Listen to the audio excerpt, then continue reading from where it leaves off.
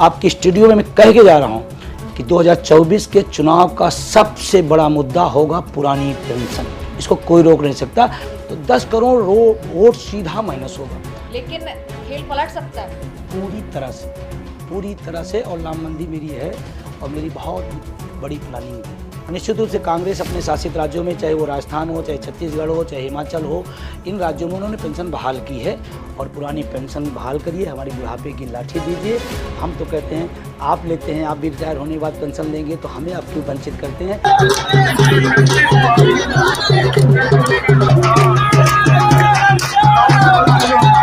तो ये जो आप अपनी स्क्रीन पर देख रहे हैं जन सैलाब, ये कल रामलीला मैदान में इतनी भारी भीड़ जो है वो उमड़ी थी। क्यों? क्योंकि ये मांग कर रहे थे तमाम लोग ओपीएस की, ओल्ड पेंशन स्कीम की। इनकी मांग है कि एनपीएस को हटा दिया जाए और ओपीएस वापस से देश भर में लागू कर दिया जाए। इसी पर बात करने के लिए आज हमारे साथ हैं विजय कुमार बंधु जी, एनएमओपीएस के राष्ट्रीय अध्यक्ष, यानी कि national movement for old pension scheme. जो हम कहें कि स्पेयरहेड किया पूरे आंदोलन को, इतने सारे लोग यहाँ पर आए, किसी को तकाजा नहीं था, अंदाजा भी नहीं था कि इतनी भीड़ जो है वो पेंशन के लिए मौजूद रहेगी। सबसे पहले तो स्वागत है सर आपका, धन्यवाद न्यूज तक पर आने के लिए। हम चाहते हैं कि आम जनता जो है इस मुद्दे को समझ पाए, क्योंकि कल मैं जानती हूँ कि कल जब भारी भीड़ उमड़ी, अब आसपास के लोगों ने पूछा कि इतने लोग पेंशन के लिए आए हैं और तकाजा नहीं था, जैसे मैंने कहा आइडिया नहीं था लोगों को। क्या मांग है? ओल्ड पेंशन स्कीम क्यों आनी चाहिए? एनपीएस से क्या नाराजगी है आपकी? देखिए, सबसे पहले तो आपको धन्यवाद और आपके चैनल को धन्यवाद। और ये बात बिल्कुल सही कहा कि तकाजा नहीं था, क्योंकि हमारे पास होल्डिंग बैनर और दुनिया भर के जो संसाधन होते हैं प्रचार प्रसार, वो नहीं है। और लोग स्वतः आए, क्योंकि उनका मुद्दा है पुरानी पेंशन। पुरानी पेंशन, नई पेंशन की अगर हम बात करें तो नई पेंशन व्यवस्था जो एनपीएस के नाम पर जानी जाती है, वो वास्तव में पेंशन है ही नहीं, वो स्कीम है। स्कीम की कोई श्योरिटी नहीं होती है। और पुरानी पेंशन जो थी वो सिक्योर थी और लोगों को पता रहता था कि हमें रिटायर होने के बाद कितना मिलेगा। यहाँ तो हमारा 10% पैसा, 14% सरकार का पैसा हम उद्योगपतियों को देंगे, फिर वो उद्योगपति शेयर मार्केट लगाएंगे, फिर उसका क्या लाभ हानि होगा मुझे पता भी नहीं होगा। और लास्ट में जब रिटायर होंगे तो हमें वापस करेंगे। कितना वापस करेंगे, कौन वापस करेगा, ये कुछ नहीं पता। और एनपीएस में जो सबसे दुर्भाग्यपूर्ण है, हम गवर्नमेंट सर्वेंट हैं, हम सरकार का काम करते हैं और बाद में हम किसी और दूसरे के यहाँ जा करके हम मांगे कि भाई हमने गवर्नमेंट सर्विस किया है और आप हमें सामाजिक सुरक्षा दीजिए, तो वो क्यों देगा? तो इसमें श्योरिटी नहीं है। और अब तो परिणाम आने लगे हैं। अब तो एनपीएस का, पहले तो लोग कहते इतना मिलेगा इतना मिलेगा, अब तो परिणाम आ रहे हैं 1200, 1800, 2200, 3200 रुपये। तो इसमें क्या होता है, आज तो बिजली का बिल भी नहीं भर पाएगा, गैस सिलेंडर भी नहीं भरा पाएगा। तो ये एनपीएस जो व्यवस्था है वो पुरानी पेंशन व्यवस्था नहीं, वो पेंशन व्यवस्था ही नहीं। पुरानी पेंशन की बात अगर हम करें तो ये कोई आज से नहीं दी जा रही। ये आज़ादी के पहले से, अगर हम बात करें थोड़ा सा इतिहास को, मुगलों के ज़माने में, अंग्रेजों के ज़माने में, और जब हम देश आज़ाद हुआ, लोगों पर राशन नहीं था खाने को, तब भी सरकारी कर्मचारियों को पेंशन जैसी दी जाए। आज तो हम आर्थिक महाशक्ति की तरफ बढ़ रहे हैं, फिर क्यों आप नहीं दे पा रहे हैं? तो 1 जनवरी 2004 को अटल बिहारी वाजपेयी सरकार थी, उन्होंने पुरानी बंद करके नहीं ला दिया। अब उस समय बहुत सारे सवाल करते हैं कि उस समय क्यों नहीं हुआ, क्योंकि हम उस समय संख्या में थे नहीं और लोगों को पता भी नहीं था। अब उसके जब परिणाम आने शुरू हुए तो लोगों को लगा मैंने 30 साल सेवा दी, उसके बाद ये 1200 रुपये के मिलेगा, तो लोगों में गुस्सा हुआ। फिर हमने एक आंदोलन उत्तर प्रदेश में 2013 में अटेवा ऑल टीचर एम्प्लॉयज बिल से शुरू किया और धीरे धीरे आंदोलन बढ़ा। फिर 17 में मैंने national movement for old pension scheme, मैंने एक फेडरेशन बनाया और ये पिछले लगातार अगर कहें तो लगभग हमें 10 साल के आसपास होने जा रहा है इस आंदोलन चलाते हुए। आपका ये जो सवाल सबसे महत्वपूर्ण है कि लोगों को अचंभित करना था, क्योंकि राजनीतिक दलों को होता तो पहले से पता होता, हमारा प्रचार नहीं था। हाँ, लेकिन हमने गांव-गांव देश के कोने कोने पर हमारी टीम है, हमारा संगठन है, 22 स्टेटों में हमारा संगठन है और ब्लॉक लेवल तक जो अंतिम इकाई होती है वहाँ लेवल तक हमारा संगठन है। हमने 4 मार्च को ही घोषणा कर दी थी कि हम 1 अक्टूबर को दिल्ली आएंगे, प्रधानमंत्री जी से निवेदन करेंगे, मांग करेंगे कि आपने बहुत बड़े बड़े फैसले किए, एक फैसले नौजवानों के पक्ष में करिए। और उसी एनएमओपीएस के काल पर आपने देखा जो जुहूम आया। और मैं आपको बता दूं थोड़ी जानकारी के लिए, ट्रेड यूनियन जिसको शिक्षक कर्मचारी की राजनीति का कहा जाता है, ट्रेड यूनियन के इतिहास में भारत ही नहीं पूरी दुनिया का सबसे बड़ा प्रदर्शन था। क्यों? रामलीला में जो दिखा वो तो सबने दिखाया, लेकिन रामलीला में जितना तो 1% था, 3% बाहर थे। मैं यही चाह रही थी, मेरा अगला सवाल भी यही था कि इस तस्वीर को जो हम स्क्रीन पर दिखाने वाले हैं इसे आप एक्सप्लेन कीजिए, क्योंकि कई लोगों ने बताया कि इस तरह का आंदोलन कभी नहीं देखा, उन्हें याद नहीं कि इस तरह से जो भीड़ लगी, कहां से भीड़ अचानक आई, कहां से लोग आए, और पेंशन का दर्द इतना ज्यादा है कि लोग सड़कों पे इस तरह आ गए। बिल्कुल है, 1 करोड़ के आसपास हम लोग एनपीएस जो पीड़ित हैं, जिसके लिए हम संघर्ष कर रहे हैं कि ओपीएस मिले, 1 करोड़ के आसपास लोग हैं। और देश का, मुझे खुशी है, देश के प्रत्येक राज्य से, कम या ज़्यादा, हर राज्य से आए हम लोग। क्योंकि मैं टीचर भी हूँ, पढ़ाता हूँ, कन्याकुमारी से कश्मीर तक भारत एक है। हमने किताबों में पढ़ाया, देखा नहीं था, कल वो भारत दिखाई पड़ा। सिक्किम हो, असम हो, तमिलनाडु हो, हैदराबाद, तेलंगाना हो, पंजाब हो, कश्मीर हो, उत्तर प्रदेश की बहुत बड़ी आमद थी, क्योंकि सबसे बड़ी संख्या वहाँ पर है। अच्छा, ऐसा भी था कि जिन राज्यों में ये लागू है, यानी ओपीएस, ओल्ड पेंशन स्कीम, जिसकी मांग कर रहे थे लोग, वो उस राज्य से भी लोग आपका समर्थन करने आए? बिल्कुल, क्योंकि हम एनएमओपीएस के राष्ट्रीय अध्यक्ष है, वो हमारे संगठन के हैं, आज भी हमारे संगठन के साथ है। उन लोगों ने बड़ा दिल दिखाते हुए कहा कि मेरी लागू हो गई, ठीक है, लेकिन जब आपने मेरे संघर्ष किया है तो पूरे देश के लिए लोगों को लागू हो, तो हम आज भी साथ में, और उन राज्यों से भी भरपूर मात्रा में लोग आए कि हम साथ में खड़े हैं जी। और आप ऐसा बता रहे थे कि आपने कहा कि ये सिर्फ 1% था, यानी और कितने लोग हैं जो आना चाह रहे होंगे, आ नहीं पाए? अब मैं आपको बताऊं कि 1% रामलीला का जो चित्र दिखाया जा रहा है पूरी मीडिया में, वो 1% है, 3% तो बाहर थे। बाकी और संख्या क्या हुआ कि सरकार ने, जब हमने 1 अक्टूबर घोषित किया, तो उन्होंने स्वच्छता अभियान लगा दिया और अनिवार्य रूप से विद्यालय खोल दिया। मतलब वो रामलीला के मैदान देने में मैंने 1 हफ्ते में जो जिल्लतें झेली हैं, मैं बहुत अच्छा नहीं कह सकता कि मैं एक अच्छे स्वतंत्र लोकतांत्रिक देश में हूँ। अरे बात करें, प्रधानमंत्री जी लागू न करें, सरकार लागू न करें, लेकिन बात तो हमारी कहने दीजिए। और कल भी वहाँ पर 3 बार मेरी लाइट काटी गई माइक की कि आप जल्दी ख़त्म करिए, जल्दी छोड़िए, जल्दी जाइए, इस तरह का प्रेशर था।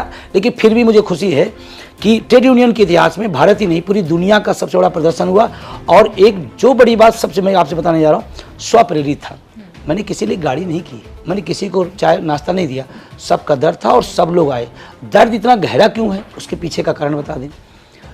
क्योंकि आदमी 30 साल 35 साल काम करे किसी संस्था में, जैसे आप इस संस्था में काम करें, तो आपकी अपेक्षा इसी से, दूसरे चैनल से नहीं होगा। आपको दूसरे चैनल से क्या लेना देना, आप जहाँ काम करें। तो लोगों ने कहा हमने 32 साल 30 साल सेवा दिया, चाहे वो प्राइमरी का टीचर हो, वो चाहे यूनिवर्सिटी का प्रोफेसर हो, वो सड़क पर खड़ा हुआ सिपाही हो, वो गांव में सफाई करता हुआ सफाई कर्मचारी हो, वो कहता 30-35 साल दिया। और लास्ट में सरकार हमसे कह रही है कि आप 1200 रुपये ले लीजिए, और वो भी श्योर नहीं हो, 1200 800 भी हो सकता है। और ऐसे हजारों उदाहरण इस देश के अंदर हैं जहाँ पर ये दर्द है। तो वो जब परिणाम आने लगा, तो जो लोगों को लगा कि ये तो मेरे साथ बड़ा अन्याय है, और फिर वो लोग हमारे संगठन से और जुड़े, और थोड़ा सा मेरे साथ रहा कि लोग का प्यार हमारे साथ मिला, लोगों का बिलीव हमारे साथ खड़ा हुआ। और मेरे एक काल पर, और ये पहला प्रदर्शन नहीं, देश के कोने कोने में कई बार मैंने, किसी राज्य में हो, अभी उत्तर प्रदेश में मैंने किया था, इको गार्डन में पिछले साल, वहाँ भी हिमाचल भी किया था, उत्तर प्रदेश किया, राज्यों में आता। बिलीव लोगों का रहा, संगठन पर लोगों का विश्वास है, नेतृत्व विश्वास है, और एक अपील पर वो हमारे आते हैं। और अभी एक बात और जोड़ूंगा कि सरकार अगर मेरी बात नहीं सुनती है, तो इससे भी कई गुना तैयारी है। क्या तैयारी? अब क्योंकि वो रणनीति का हिस्सा है तो हम इसको नहीं बता सकते, लेकिन मैं आपसे इतना बता रहा हूँ कि इससे भी बड़ी तैयारी है हमारी, और वो होगा। क्योंकि और 24 का लोकसभा चुनाव है, हम सरकार की आंख नाक कान है, सरकार की जितनी योजनाएं आती है उसको नीचे तक पहुंचाने का काम हम ही करते हैं। और हम ही पीड़ा में हो, हम ही दर्द में हो। और पेंशन की बात करें तो सरकार की कई सैकड़ों पेंशन योजनाएं हैं, वृद्धा पेंशन है, वृद्धन विकलांग पेंशन, दुनिया भर, और हम ही दिलाते हैं, हम इस काम करते हैं, और हम ही को पेंशन नहीं। ये कितना मतलब दुर्भाग्यपूर्ण है। और जो हमको मना कर रहा है वो खुद लेता है जी। और आप राजनेताओं की बात कर रहे हैं, बिल्कुल। और मैं चाहूंगी कि आप 4-5 पॉइंट्स में हमारे दर्शकों के लिए समझाएं कि एनपीएस वर्सेस ओपीएस, क्यों ओपीएस क्यों एनपीएस। उससे पहले एक राजनीति का सवाल पूछ लेती हूँ, क्योंकि कई लोग आए, नेता आए कल आपके प्रदर्शन में हिस्सा लेने, संजय सिंह आए और तमाम नेता आए, और साथ ही ये भी सुनाई दिया, आप इसकी पुष्टि करेंगे या नहीं, कि राहुल गांधी से मिलना चाहते हैं, ऐसी कोई बात है? नहीं नहीं, देखिए मैंने तो अपने संघर्ष के मैदान में हूँ, और क्योंकि मेरा कोई पॉलिटिकल मंच तो है नहीं, हम शिक्षक कर्मचारी हैं, हम अपना संघर्ष के मंच बनाते, कोई मेरे आप आता है मैं स्वागत करता हूँ, मैं तो प्रधानमंत्री जी आते मैं स्वागत करता हूँ। आप चाहेंगे राहुल गांधी आए? मैं तो कहते कोई भी आए, क्योंकि मतलब ये सवाल इसलिए आ रहा है, सोशल मीडिया पर भी इसलिए पूछा जा रहा है क्योंकि राहुल गांधी पिछले दिनों हमने देखा कि अलग अलग भारत जोड़ो यात्रा रही या अलग रेलवे स्टेशन रहा, अलग अलग लोगों का समर्थन देने पहुंचे, तो लोगों को ये लग रहा था कि शायद राहुल गांधी भी यहाँ पहुंचने वाले हैं। जब संजय सिंह पहुंचे, जब और नेता पहुंचे, नहीं मैं तो कहता हूँ ना कि हमारा मंच है, स्वतंत्र मंच है, कोई भी आए, और अगर मैं संघर्ष में हूँ, मेरे साथ कोई आता है मैं उसको धन्यवाद देता हूँ। मैं तो उम्मीद करता कि इतनी बड़ी भीड़ आई, इतनी बड़ी संख्या पूरे हिंदुस्तान की आई, प्रधानमंत्री भी यहीं थे, आते और कहते क्यों भाई परेशान हो, आप मेरे कर्मचारी हो, मैं तो आपका संरक्षक हूँ, अभिभावक हमारे वो हैं, आपको क्या दर्द है बताओ मैं कर देता हूँ। हम सब लोग वहाँ जय जयकार करते। मुझे कांग्रेस भाजपा से नहीं, मैं अपने मुद्दे के लिए लड़ रहा हूँ। ये अच्छी बात है कि क्योंकि अक्सर होता है मुद्दे में राजनीति आ जाए तो भटक भी जाता है मामला, लेकिन मुद्दे से ही जुड़ी बात करेंगे। ओपीएस वर्सेस एनपीएस की अगर बात कर लें, सबसे पहले ओपीएस है ओल्ड पेंशन स्कीम और एनपीएस है न्यू पेंशन स्कीम। अब इसका फर्क जो है वो लोगों को बता दीजिए। आप चाहें तो उदाहरण दे सकते हैं कि एक ओल्ड पेंशन स्कीम वाले को क्या फायदा मिलता है एक नए पेंशन स्कीम वाले। देखिए हमने कहा एनपीएस कोई पेंशन व्यवस्था नहीं है, वो स्कीम है। स्कीम क्या है कि 10% हम देंगे, 10% सरकार देगी, 24% होगा। वो सरकार तमाम कंपनियां अपना तय कर रखी है, उन कंपनियों से मेरा कोई लेना देना नहीं। वो कंपनियां पैसा लगाएंगी, फिर लास्ट में जब हम रिटायर होंगे तो उस समय शेयर मार्केट का जो भी खेल रहेगा उसके अकॉर्डिंग हमारा बनेगा। फिर 40-60% पैसा हमको हार्ड कैश वापस कर दिया जाएगा उस समय। उसके बाद 40% जो पैसा मेरा बचेगा उसको हम किसी बीमा कंपनी से पेंशन प्लान लेंगे कि भाई ये पैसा है आप रख लो, मुझे कितनी पेंशन दो। फिर वो बीमा कंपनी हमें बताएगी मैं 1500 दे सकता हूँ, 1800 दे सकता हूँ। पैसा मैंने सरकार को दिया, काटा सरकार ने, व्यवस्था सरकार की है, हम बीमा कंपनी पास क्यों जाए। तो अब उसके बाद वो शेयर मार्केट का आप जानते हैं, मैं गाँव से हूँ, जुड़ा हुआ हूँ, 1% 2% हिंदुस्तान के लोगों का शेयर मार्केट हो सकता है, लेकिन 98% हिंदुस्तान का आदमी शेयर मार्केट से कोई लेना देना नहीं। और शेयर मार्केट में आप पैसा लगाने के एक आम आदमी कहते नहीं लगाए उसको, बल्कि सरकार की जो तमाम सारी योजनाएं सरकारी निकलती है उसमें कम मिलेगा दे देगा, कि श्योर है ना क्योंकि तो दे देगा। तो एनपीएस में एक तो श्योरिटी नहीं है, सरकार देगी कि ट्रस्ट देगा, पैसा कौन लगाएगा कहाँ जाएगा ये मुझे पता नहीं है। दूसरा, एक दिन अभी थोड़ा सा घटना हुआ था, कनाडा वाला मामला जो अभी भारत और कनाडा के बीच में थोड़ा सा, एक दिन के अंदर करीबन 8-10 हज़ार रुपये उसका डाउन हो गया। हमारे एनपीएस भी पैसा डाउन हुआ क्योंकि शेयर मार्केट लगा हुआ। तो एनपीएस तो कोई व्यवस्था। अब मैं आता हूँ ओपीएस। ओपीएस क्या है और कोई खामी आप गिनवाना चाहेंगे इसके अलावा? वो जब हमने कहा कि वो व्यवस्था ही ठीक नहीं है, वो है ही नहीं, वो पेंशन ही नहीं है, तो फिर उस पर कोई बहुत ज़्यादा जो मैटर है वो ओपीएस है। ओपीएस में क्या था, हमने काम किया, हमने वेतन लिया, और ये जो एक चीज़ बहुत विशेष जानकारी जो तकनीकी रूप से वो जानना चाहिए, जो पेंशन भी हमको ओपीएस में मिलती थी वो कोई सरकार नहीं देती थी। हमारे वेतन का कटा हुआ भाग जिसको सुप्रीम कोर्ट ने कहा है ये पेंडिंग वेतन है जी। जब वेतन हमारा निर्धारित होता है, वेतन आयोग आता है तो उसमें काट लिया जाता है। किसी कर्मचारी का मान ली 40,000 हो रहा है तो कहता है नहीं क्योंकि जितना जाएगा पैसा खर्चा हो, आप भी जानते हैं कि जो जिसके पास पैसा, तो वो पैसा हमारा 1% आधा % जो भी है नॉर्मली काट, वो धीरे धीरे सरकार की अपने इन्वेस्टमेंट लगाती रहती सरकार अपने बिहेव पर। वो कटे हुए भाग का ये भाग है पेंशन हमारी, इसको पेंडिंग वेतन बोला गया है, सुप्रीम कोर्ट ने बोला है। तो हमारा कोई ये नई मांग नहीं है, नई मांग है तो उसका मिलता है। अब वो उसमें क्या श्योर किया गया कि हम जब रिटायर होंगे तो हमारा जो वेतन हुआ वो तो वेतन कंटिन्यू चल ही रहा है। उसके बाद हमारा जीपीएफ कटता था, और आपको बता दें जीपीएफ सरकारी कर्मचारी के लिए वो रामबाण है। लड़की की शादी करना होता था, बच्चे को पढ़ाई कराना होता था, घर बनवाना होता था, तो बड़ी गुमान से कहता था मेरे जीपीएफ में पैसा है, बेटी तुम्हारा पीला हाथ करूँगा, शादी अच्छे से करूँगा, क्योंकि जीपीएफ मेरे पास पैसा है। एक स्टोर रहता था, जीपीएफ व्यवस्था बंद कर दी गई, एनपीएस व्यवस्था में सिक्योरिटी बंद कर दी गई, और कोई मत नहीं। तो अब उसके बाद क्या हुआ, जब हम रिटायर होंगे तो हमारे जो लास्ट वेतन होगा, लास्ट सैलरी का लगभग 50%, तो मैं मान लीजिए कि एक छोटा कर्मचारी 40,000, हाँ आधी 40,000 रिटायर हुआ तो वो मान लेता था कि 19,000, 18,000, 20,000 लगभग उसको मिल जाती थी। तो कम से कम पूरी ज़िंदगी उसने कमाया है, अपने बच्चों को परिवार को दिया है, तो लास्ट में एक आदमी व्यक्ति, अच्छा उस समय ज़रूरत पड़ती है, स्वास्थ्य खराब हुआ, लड़की की शादी करना है, तो वो कम से कम किसी के पास हाथ नहीं फैलाना पड़ता था। वो अपने उसी पेंशन से, और आप घरों में जाकर किसी घर में देख लीजिए जिनको पेंशन मिल रही उनके घर में उसका सम्मान बहुत है, और वो पूरी ज़िंदगी परिवार को पाला है, उस पेंशन के नाते उसका सम्मान होता है। ये घरों में, हजारों घरों में, और जिन दिन पेंशन 1 तारीख को आती है उसकी विशेष खैर खर्दम किया जाता है कि बाबा चलो बैंक चलना है।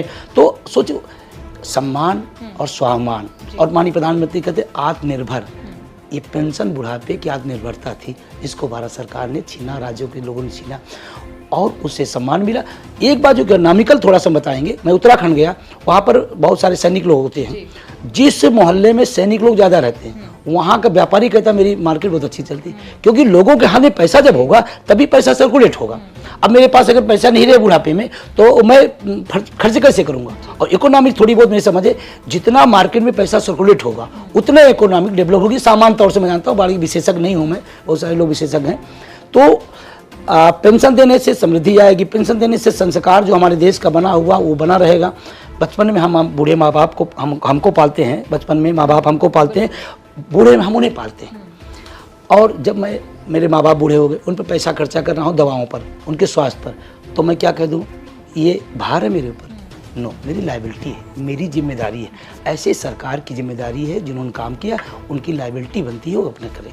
एक सवाल अर्धसैनिक बलों से भी जुड़ा हम पूछ ले, क्योंकि इसको लेकर भी काफी चर्चा थी कि उन्हें भी पेंशन नहीं मिलती थी, लेकिन हाल ही में एक फैसला आया दिल्ली हाई कोर्ट का, उस पर आप अगर बताएं। देखिए, ये बहुत दुर्भाग्यपूर्ण है, और मैं बड़ी जिम्मेदारी के साथ कहता हूँ, अगर इस देश के राजनेता पेंशन ले सकते हैं तो इस देश का अर्धसैनिक बल क्यों नहीं ले सकता? हम तो कहते हैं सबसे पहले उसको चाहिए, सबसे पहले चाहिए। देश के लिए जान देता है, मतलब सर्वोच्च बलिदान देता है। किसी का जिस उम्र में वहाँ नौकरी करते होते हैं, उस दुर्भाग्यपूर्ण ना हो ऐसी घटना हो जाती है तो एक जवान हमारी मात शक्ति विधवा हो जाती है। एक अपनी आँख के सामने माँ बेटे को जाती हुई देखती है। एक छोटा सा बच्चा जो अपने पापा का इंतजार कर रहा है, वो सोचता है मेरे पापा कब आएंगे। वो व्यक्ति देश के लिए कुर्बानी दे रहा है, और जिसकी चैन से हम लोग घर में सोते हैं, उसको पेंशन जैसी व्यवस्था से वंचित करना ये दुर्भाग्यपूर्ण है। और हम तो कहते हैं अभी तक सेना में दिया, इस सरकार की नीति बहुत ही खराब इस मामले में। अब क्या किया उन्होंने, सेना को भी बंद करने, डायरेक्ट नहीं बंद किया, अब उन्होंने अग्निवीर ला दिया। मतलब अब अग्निवीर जो है वो ना ओपीएस में है ना एनपीएस में है, 4 साल की नौकरी, क्या होगा? तो अब सरकार की सेना को भी वंचित कर दिया, अर्धसैनिक बल कर दिया। और अर्धसैनिक बल का मेरे पास रोज 2-4 फोन आते हैं, रोज देश भर से। मैं आसंग बॉर्डर बोल रहा हूँ, काश्मीर विजय बंधु बोल रहे हैं, हाँ बोल रहा हूँ। सर मेरा क्या होगा, कैसे होगा? मैं सोचता हूँ कभी एमपीएस के बारे में 800 रुपये जब मिलेगा तो मैं अपने गांव जाऊँगा, अपने बच्चों की शिक्षा कैसे दिलाऊँगा, माँ बाप को अगर चश्मे लाना है, दवा लाना है, कैसे लाएंगे? बहुत बड़ा मैं प्रधानमंत्री से निवेदन करना चाहता हूँ। राष्ट्रवाद की बात बहुत होती है, सेना के सर्वोच्च बलिदान पर आप बहुत भाषण देते हैं, एक काम कर दीजिए, हमारा 2 दिन बाद करिए, लेकिन इस देश के अर्धसैनिक बलों तत्काल पेंशन बहाल करिए। मतलब आपने क्योंकि प्रधानमंत्री मोदी का जिक्र किया, अगर सीधे सीधे एक मैसेज आप देना चाहें तो इस न्यूज़ तक के कैमरे के जरिए क्या कहेंगे? मैं तो माननीय प्रधानमंत्री जी से बड़ी विनम्रता से कहता हूं, उन्होंने इस देश में तमाम बड़े फैसले लिए हैं। एक फैसला इस देश के नौजवानों के पक्ष में लीजिए और पुरानी पेंशन बहाल करिए, हमारी बुढ़ापे की लाठी दीजिए। हम तो कहते हैं आप लेते हैं, आप भी रिटायर होने के बाद पेंशन लेंगे तो हमें आप क्यों वंचित करते हैं? बड़ी विनम्रता से मैं कहना चाहता हूँ प्रधानमंत्री से कि पुरानी पेंशन बहाल करें। जी, और क्योंकि हमने कांग्रेस का जिक्र इसलिए किया, राहुल गांधी का जिक्र इसलिए किया, और 2024 का चुनाव भी है, उसके मद्देनजर कल जब आपका प्रदर्शन हुआ कई सारे ट्वीट्स आए, सोशल मीडिया पर हमें कांग्रेस की तरफ से प्रतिक्रियाएं देखने को मिली, समर्थन किया, आम आदमी पार्टी ने समर्थन किया, अरविंद केजरीवाल का ट्वीट आया, तमाम अलग अलग राज्यों की रीजनल पार्टीज है उनका भी सपोर्ट आया।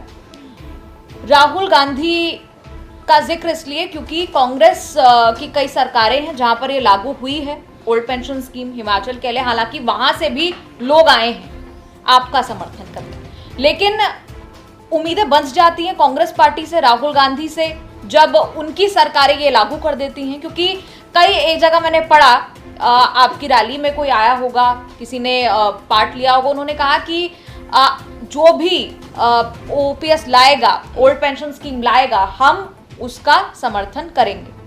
जी बिल्कुल, देखिए हम मुद्दों की बात करते हैं, हमारा मुद्दा पुरानी पेंशन है और निश्चित रूप से कांग्रेस अपने शासित राज्यों में, चाहे वो राजस्थान हो, चाहे छत्तीसगढ़ हो, चाहे हिमाचल हो, इन राज्यों में उन्होंने पेंशन बहाल की है। और हिमाचल चुनाव भी आपने अगर ध्यान से देखा होगा तो निश्चित रूप से जानकारी होगी कि ये मुद्दा सबसे प्रबल था हिमाचल में भी, और वहाँ सरकार ने वादा किया और सरकार ने आज आपको मैं बताऊं जानकारी के लिए कि एक व्यक्ति 18 में रिटायर हुआ, एनपीएस में था, क्योंकि हिमाचल तब 18 में एनपीएस में था, उसको 26 रुपए पेंशन मिलती थी। अभी ओल्ड पेंशन के अंदर आया, ओल्ड पेंशन के अंदर आने के बाद उसका लगभग 32,000 पेंशन बनी प्लस डीए, क्योंकि एनपीएस में डीए भी नहीं, और डीए लगभग 40,000 के आसपास। उन लोगों ने फ़ोन किया कि थैंक आपको, हमने सुना था भगवानों का नाम, लेकिन क्या हुआ मुझे नहीं पता, लेकिन मैं 26 से 40,000 आया। आपको और आपकी टीम का बहुत बहुत शुक्रिया, बहुत बहुत धन्यवाद।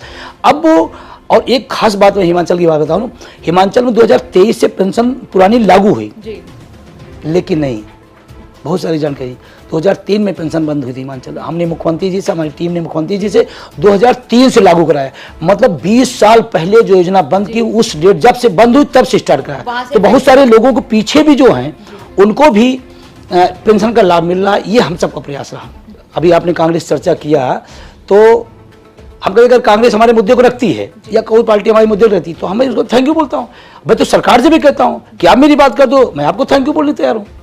क्योंकि कल हमने देखा बहुत भारी भीड़ आई, लोगों को, जैसे हमने शुरुआत में कहा कि तकाजा भी नहीं था इस बात का, और विपक्षी पार्टी ऐसे में जुड़ती हैं। आपको लगता है चुनावी लाभ भी कहीं ना कहीं वो देखते हुए जुड़ती हैं? नहीं, वो तो स्वाभाविक है, उनका अपना लाभ दिख रहा हो तो जुड़ेंगी। लेकिन मैं आपकी कल रैली की बात बताऊं, कुछ रैली में मैंने कुर्सी नहीं दी थी, मैंने जगह भी नहीं दे पाया, मैं सुविधा भी कोई नहीं दे पाया। लेकिन आप बताएं, और रामलीला में पानी भर दिया गया 2 दिन पहले, उस पानी में लोग जूते और चप्पल और कपड़े पहने खड़े रहे। मैं इस बात को इसलिए कह रहा हूँ, तपती दोपहरिया धूप थी, लेकिन लोग डिगे नहीं। इसका मतलब उनका डिवोशन कितना बड़ा है, उनका कमिटमेंट कितना बड़ा है कि हमें कुछ भी करना पड़े, हम पुरानी पेंशन लेके रहेंगे। और कल तमाम विपरीत परिस्थितियों में तो धन्यवाद देना चाहता हूं सारे अपने साथियों को कि उन लोगों ने जिस तरह का कमिटमेंट दिखाया, मेरा भी कॉन्फिडेंस कई गुना बढ़ा कि लोग हमारे साथ खड़े हैं, उस मुद्दे को हम जीतेंगे, 110% जीतेंगे।